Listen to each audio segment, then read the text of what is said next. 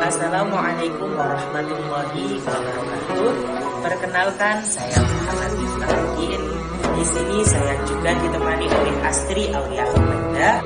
Kami delegasi dari kelas A4 PAI Angkatan tahun 2020 akan membawakan video media pembelajaran yang bertema Rukun Islam yang kelima, yakni haji. Jadi haji itu adalah rukun Islam yang kelima yang wajib dilaksanakan oleh umat Islam yang sudah balik, berakal, dan mampu melaksanakannya. Apakah teman-teman sudah tahu apa pengertian dari haji dan apa sajakah yang dilakukan ketika kita melaksanakan haji? Yuk kita simak video pembelajaran berikut ini. Secara etimologis atau secara bahasa, haji adalah menyengaja berkunjung atau mengunjungi suatu tempat tertentu.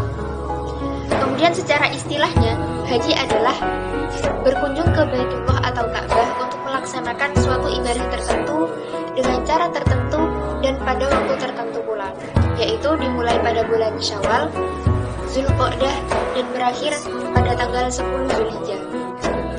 Kemudian umroh, secara bahasa artinya berziarah, sedangkan secara terminologis umroh adalah menyengaja pergi ke Baitullah untuk melaksanakan ibadah tertentu dengan cara tertentu, namun dapat dilakukan setiap saat atau tidak dibatasi oleh waktu.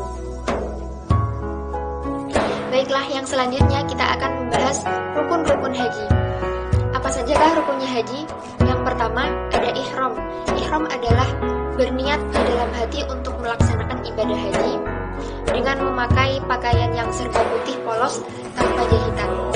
Kemudian rukun haji yang kedua adalah wukuf. Wukuf ini adalah berdiam diri di padang Arafah mulai tanggal 9 Zulhijjah sejak tergelincirnya matahari sampai dengan tanggal 10 Zulhijjah sebelum terbitnya fajar. Dalam wukuf ini, jemaah haji disunahkan untuk memperbanyak ibadah atau taqarrub kepada Allah Subhanahu wa taala dengan memperbanyak zikir, doa, dan sholawat. Rukun haji yang ketiga adalah tawaf. Tawaf itu ialah mengelilingi Ka'bah sebanyak 7 kali putaran. Nah, tawaf ini sendiri dibagi menjadi 3 macam, yaitu yang pertama tawaf ifadah, yaitu tawaf rukun atau tawaf wajib yang dilaksanakan ketika haji dan umroh. Jadi teman-teman, tawaf ifadah ini hukumnya adalah wajib. Apabila tidak dilaksanakan maka tidak sah hajinya. Kemudian tawaf yang kedua adalah tawaf qudum, yaitu tawaf yang dilaksanakan khusus bagi jamaah haji yang baru datang dan sebelum melaksanakan wukuf. Kemudian yang ketiga itu adalah tawaf wada atau tawaf perpisahan. Tawaf ini dilaksanakan ketika hendak meninggalkan Ka'bah. Ada 8 perkara yang harus diperhatikan dalam melaksanakan tawaf. Yang pertama, tawaf harus dilaksanakan dengan 7 kali putaran. Apabila putarannya kurang dari 7, maka tawafnya tidak akan sah. Kemudian yang kedua, posisi Ka'bah harus berada di sebelah kiri jamaah. Kemudian yang ketiga, tawaf harus dimulai dengan posisi di sebelah kiri Hajar Aswad, lurus dengan area Hajar Aswad atau sebagian Hajar Aswad. Kemudian yang keempat yaitu menutup aurat. Auratnya laki-laki dimulai dari pusar hingga lutut, kemudian auratnya perempuan yaitu seluruh tubuh kecuali wajah dan telapak tangan. Lalu yang kelima adalah niat. Mengenai niat ini ada ulama yang berpendapat wajib, ada juga yang berpendapat sunnah. Nah, poin yang keenam yaitu tidak ada sesuatu yang membelokkan niat. Misalnya di pertengahan tawaf kita mencari barang yang hilang. Kemudian yang ketujuh yaitu suci dari hadas kecil dan hadas besar. Yang terakhir yaitu harus berada di dalam masjid walaupun berada di lantai atas. Terima kasih, itu yang dapat saya sampaikan. Untuk rukun-rukun haji yang selanjutnya akan disampaikan oleh teman saya yaitu Muhammad Miftahudin. Nah, setelah kita mengetahui 3 dari 5 rukun haji, selanjutnya kita akan membahas rukun yang keempat dari haji, yakni sa'i.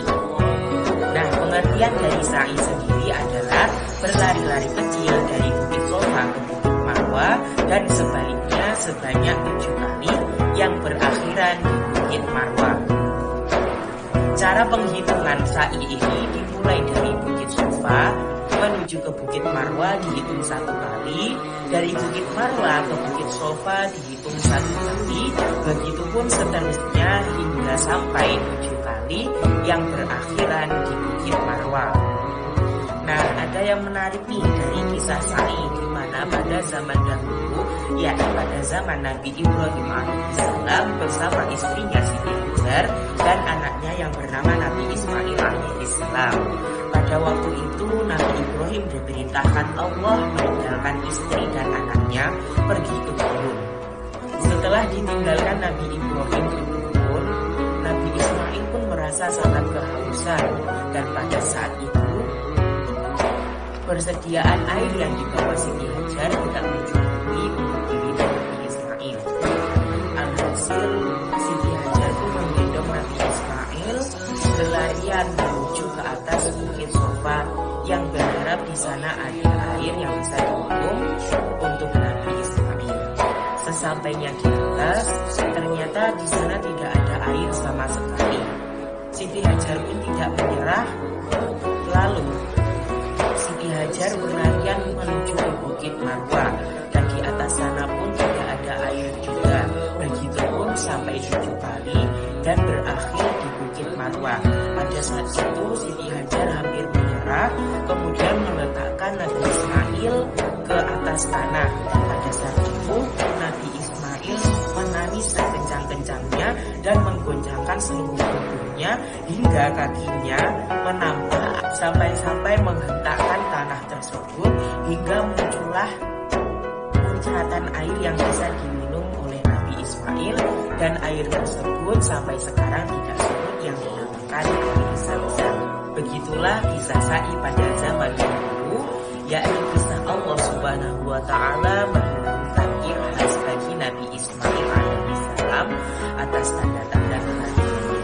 Kemudian selanjutnya kita akan membahas wajib-wajib sa'i. Nah, wajib sa'i ini yang pertama harus dilakukan 7 kali. Yang kedua dimulai dari Bukit Sofa dan diakhiri dari Bukit Marwa. Dan yang ketiga, sa'i ini wajib dilakukan setelah tawaf ifadah atau tawaf qudum. Nah, dalam melakukan sa'i pun ada sunnah-sunnah yang bisa diperhatikan. Sunnahnya yaitu ketika awal mula melakukan sa'i, yaitu disunahkan untuk berjalan pelan-pelan, kemudian semakin cepat. Dan pada saat di tengah-tengah antara Bukit Sofa dan Marwa, yaitu tepat mengarah ke kiblat, itu disunahkan berlari menginci dengan cepat. Dan juga pada saat di Bukit Sofa itu juga disunahkan untuk membaca doa. Kemudian kita lanjut kepada rukun haji yang kelima, yakni bercukur atau tahallul. Pengertian dari tahallul sendiri adalah keadaan yang telah diperbolehkan atau dihalalkan melakukan perbuatan yang dilarang selama ihram. Tahallul sendiri ada 2 macam, yakni tahallul awal dan tahallul tsani. Tahallul awal sendiri adalah keadaan seseorang yang sudah melakukan 2 dari 3 perbuatan, yaitu melempar jumroh aqobah dan bercukur, melempar jumroh aqobah dan tawaf ifadah dan bercukur. Dan tahallul tsani adalah keadaan bagi seseorang yang telah melakukan 3 perbuatan, yakni melempar jumroh aqobah, kemudian bercukur, dan kemudian tawaf ifadah, dan dilanjutkan sa'i bagi yang belum melakukannya.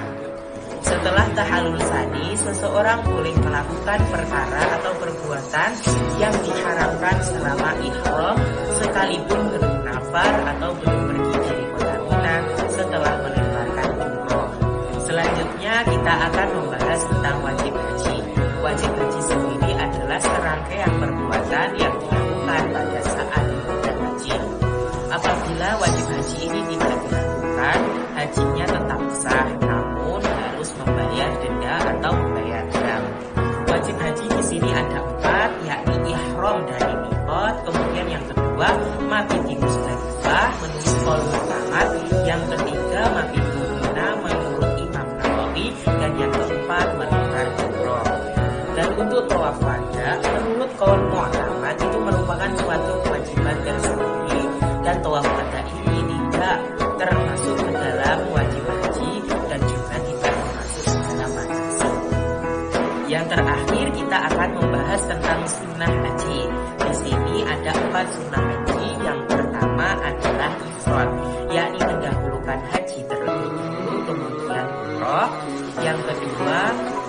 memperbanyak bacaan talbiyah, kemudian yang ketiga tawaf kutub, dan yang terakhir adalah melakukan sholat sunnah 2 rakaat setelah tawaf.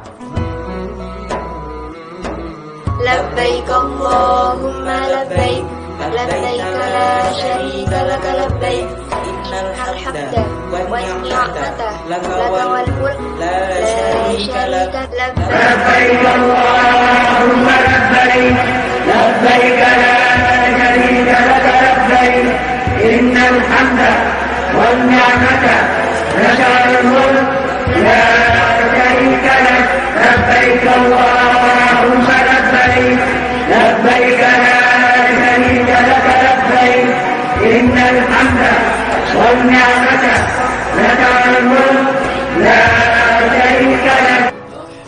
Baik, terima kasih kepada teman-teman yang sudah menyimak video ini hingga akhir.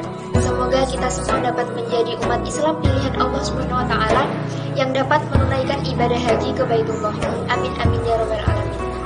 Semoga video pembelajaran ini dapat menjadi manfaat untuk kita semua. Kami mohon maaf yang sebesar-besarnya atas kesalahan kata maupun isi materi. Terima kasih. Akhir kata, wassalamualaikum warahmatullahi wabarakatuh.